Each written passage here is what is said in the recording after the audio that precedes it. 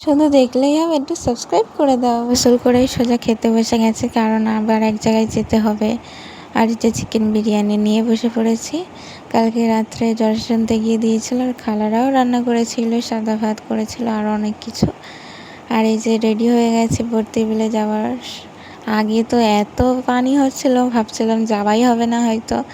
অনেক দিন প্ল্যানিং ছিল, আজকেই সাকসেস হলো। তো যাই হোক, বেরানোর সময় একটু ওয়েদারটা ভালো ছিল, তাও একদিকে মেঘটা ছিল।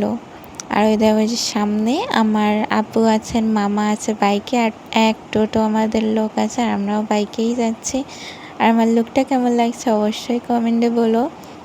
এই যে ভর্তির বিলে চলে এসেছি, আর এসে তো ওয়েদারটা আরোই ভালো হয়ে গেছিলো।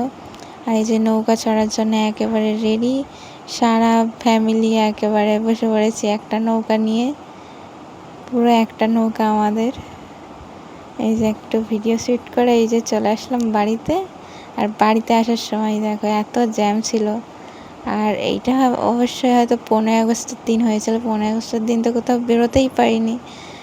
তো খুব ভালো লাগলো, মজা হলো, এনজয় হলো অনেক দিন পরে গিয়ে।